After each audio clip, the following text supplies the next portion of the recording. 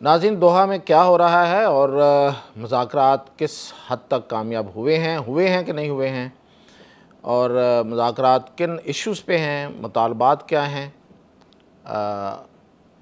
तालिबान की तरफ से क्या जवाब दिया गया है, और अगर ये मुज़ाकरात कामयाब नहीं होते तो फिर क्या सूरत हाल होगी मियाँ ताहिर। तो सबसे पहले तो मैं आपको बताऊं कि दोहा में मुज़ाकरात जो हैं, नो डाउट के हाई लेवल मुज़ाकरात हैं। इसमें दोनों तरफ से बड़े बाइख्तियार लोग बैठे हुए हैं। अगर तो इसमें फ़ैसले होने हैं और किसी ने फ़ैसला करना है तो कोई रुकावट नहीं है। मतलब बाज़ औक़ात ये होता है कि जो मुज़ाकराती वफ़ूद होते हैं, वफ़द होते हैं, वो टाइम लेते हैं, फिर जाके वो मशवरा करते हैं, फिर वो आते हैं। तो अब एक तो पहली बात तो ये है कि ये जो मुज़ाकरात हैं, जिस इशू पे हो रहे हैं, वो एक ऐसा इशू है जो बिल्कुल वाज़ेह है सामने। कोई उसमें एम्बिग्विटी नहीं, कोई प्रूफ देने की ज़रूरत नहीं, कुछ साबित करने की ज़रूरत नहीं। और फिर ये कि ये पाकिस्तान जो मुतालबात लेके गया है, ये समवट इसी तरह के पहले कई दफ़ा ये डिस्कस हो चुके हैं और ये दो तरफ़ा भी हुए हैं, और इसमें चीन के साथ, चीन को शामिल करके भी हुए हैं, और फिर ये कि दूसरे मुल्कों की मर्ज़ी भी इसमें शामिल रही है कि इनको मंतकी अंजाम तक पहुंचाया जाए। अब फिर मैं आपको ये इतला दे रहा हूँ, ये लोग जो कुछ एम्बिग्विटी, कोई इबहाम पैदा करने की कोशिश कर रहे हैं कि शायद इसमें रूस ऑन बोर्ड नहीं है, इसमें चाइना ऑन बोर्ड नहीं है, या इसमें अमेरिका को गेम करेगा। तो मैं अब आपको थोड़ा डिटेल के साथ, बैकग्राउंड के साथ आपको बताऊंगा कि ऐसा नहीं है, ऐसा हो नहीं सकता, इसलिए कि सबको पाकिस्तान के साथ काम है इस वक्त। तो जब किसी से काम पड़ जाए तो फिर आप, सीधी सी बात है कि फिर आप किसी से धोखा नहीं करते। तो इस चाइना तो हमारे साथ है ही है, और चाइना और पाकिस्तान सिक्योरिटी एक ही मामला है। अगर पाकिस्तान की सिक्योरिटी नहीं है तो चाइना के लिए बहुत बड़ा इशू है। और इसमें तो अब मेरा नहीं ख्याल कि कोई बहस की या कुछ और चीज़ की ज़रूरत है। वो कुछ लोग उनके बयान को बहाना बना के कि उन्होंने, चाइना ने दोनों मुल्कों को कहा है और दोनों मुल्कों को जो है वो अमन की तरफ आने का कहा है, कोई अफ़गानिस्तान को कोई दबा के नहीं कहा। तो देखें, जो बयानात होते हैं दफ्तर ख़ारजा के, उसमें इसी तरह की बात की जाती है। बात तो वो है जो आमने सामने होते हैं, और फिर एक्शन जो होता है। तो चाइना का एक्शन तो हमेशा से पाकिस्तान के हवाले से लॉर्डर रहा है और वो बिल्कुल क्लियर रहा है, तो आज भी वो क्लियर है। दूसरा रह गया रशिया। रशिया को इस वक्त सबसे ज़्यादा ज़रूरत पाकिस्तान की और उसके बाद ईरान की है, और ईरान के साथ भी उसका अगर ये रूट क्लियर होता है अफ़गानिस्तान वाला, तो उसको ज़्यादा फ़ायदा है बजाय इसके कि वो किसी लंबे रूट के ज़रिए आए। तो इसलिए रशिया जो है ना, वो भी इसमें बिल्कुल उसको ज़रूरत है। मैं ज़रूरत की बात कर रहा हूँ, जिसको ज़रूरत है वो तो ज़रूरत तो फिर ज़रूरत होती है। बाकी रह गई बातें कि अगर ज़रूरत नहीं है, दूर दराज बैठा हुआ है कोई, तो उसके लिए फिर वो बेशक वो गेमें खेलता रहे। अब तीसरा करैक्टर कौन सा पीछे रह गया, वो रह गया अमेरिका। अमेरिका को भी इस वक्त यहाँ पर ज़रूरत है, और वो सबसे बड़ी जो है वो है हमारे मिनरल्स की। और फिर यहाँ पे मैंने आपको पहले भी बताया था कि ऑयल एंड गैस के बड़े ज़खायर जो हैं वो पाकिस्तान में मौजूद हैं, और अमेरिकी कंपनियाँ उस पर काम करना चाहती हैं।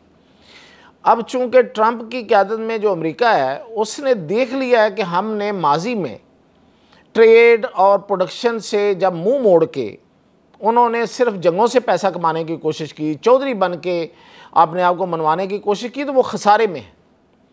चाइना जो है उसने मेहनत की, अपनी प्रोडक्शन पे तवज्जो दी, वो पैदावारी मुल्क बन गया, तो वो इस वक्त सबसे ऊपर है। तो ये सबक है अमेरिका के लिए, और वो सबक सीख रहे हैं साथ साथ।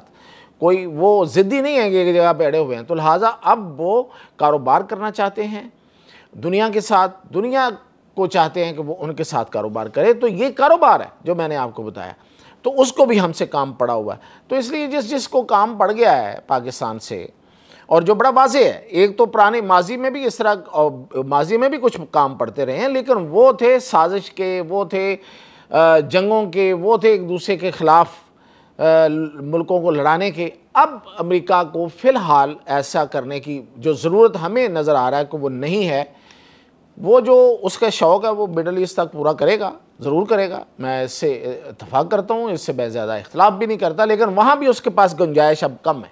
अमेरिका के पास गुंजाइशें कम होती जा रही हैं, ये जहन में रखें। जो लोग अभी भी अमेरिका को पहले वाला अमेरिका समझ के उस तरीके से सोच रहे हैं, उनको ये सोचना चाहिए, ये समझना चाहिए कि अमेरिका के पास अब वो अय्याशी नहीं रही कि वो दुनिया में साजिशें भी करे और दुनिया से वो रिसोर्सेज जो हैं, वसाइल जो हैं, वो भी इकट्ठे करता रहे। अब ये नहीं होगा। तो इसकी उन्हें बड़ी अच्छी तरह से समझ लग चुकी है। जो अमेरिका के अंदर हालात हैं उनको वो अच्छी तरह से जानते हैं। तो इसलिए इस मामले में कि यहाँ पे दहशतगर्दी नहीं होनी चाहिए, सारे के सारे मुत्तफिक हैं।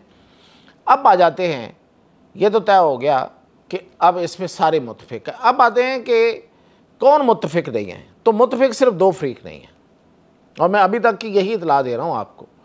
वो एक तो ज़ाहिर है इंडिया नहीं है जो मेंटोर है, और आगे अफ़गान तालिबान नहीं है, वो सीरियस नहीं है। आज के मुज़ाकरात में भी यही सूरत हाल रही है। उन्होंने बड़ी सीधी सी बात की है वहाँ पे। उन्होंने कहा है जी कि ये काम हमसे नहीं होता। कौन सा? तहरीके तालिबान पाकिस्तान को ख़त्म करने वाला। उन्होंने अपनी माजूरी ज़ाहिर की है। अब पाकिस्तान यहाँ पे बिल्कुल क्लियर है, बड़ा सादा सी बात है। एक ये कि या तो आप ख़त्म करें और ख़त्म करके दिखाएं। ये नहीं है वादे बहुत हो गए। ख़त्म करें, ख़त्म करके दिखाएं, दरअंदाजी रोक के दिखाएं, और उसके लिए टाइम फ्रेम है। अगर आप ख़त्म नहीं कर सकते, ओके, आपकी ये सलाहियत नहीं है किसी भी वजह से, उनके पास बहुत सी वजूहत हैं जी कि वो हमारे साथ रहे हैं, उन्होंने जहाद किया है हमारे साथ, हम उनको कैसे मार सकते हैं। ये फिर दूसरा ये कि नहीं वो हमारे काबू नहीं आते, वो तो पाकिस्तानी इलाकों में चले जाते हैं, वो तो वहाँ से होता है, जो भी है। पाकिस्तान ने कहा कि चलें, अगर आप ख़त्म नहीं कर सकते, आपकी माजूरी, तो आप इंटेलिजेंस शेयरिंग देंगे। नंबर 1, आप जहाँ जहाँ ये छुपे हुए होंगे आपके इलाकों में, और जो लोग इनकी पुष्टपनाही कर रहे होंगे उनकी बारे में आप हमें बताएंगे। रोक सकते हैं उनको तो रोक लें, पुष्टपनाहों को, नहीं तो हमें बताएंगे।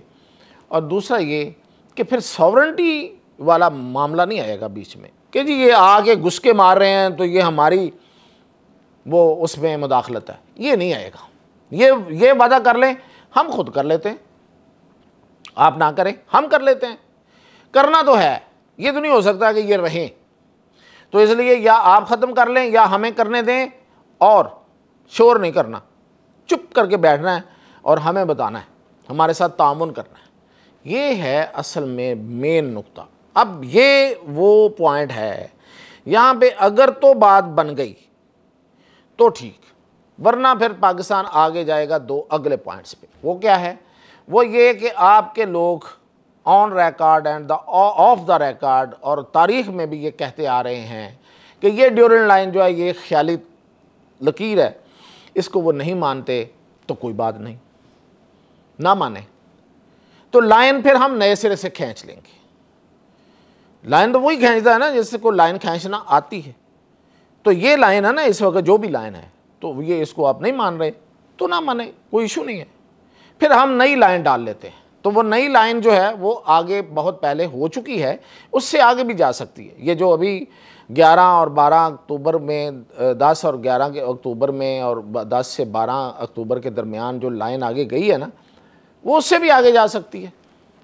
और वो आगे जाती है तो फिर बड़ी सीधी सी बात है कि जो वाखान की पट्टी है तो पाकिस्तान के पास है, तो नई लाइन डल जाएगी, कोई ऐसी बात नहीं है। आप फिर उसको मान लीजिएगा, कहीं तो मानना है ना, ये तो नहीं हो सकता कि आप कहें कि मानना ही नहीं है।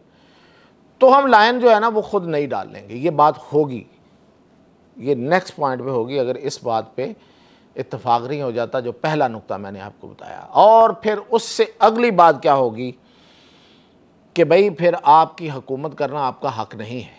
ये तय हुआ था दोहा में, जब आपको हुकूमत दी गई थी, ये तय हुआ था। ये बैठे हुए हैं ग्रंटर, कतर वाले बैठे हैं ना उनके, ये ग्रंटर बैठे हुए हैं, और अमेरिका को भी बुला लेते हैं जिन्होंने आपको इक़्तिदार दिया था।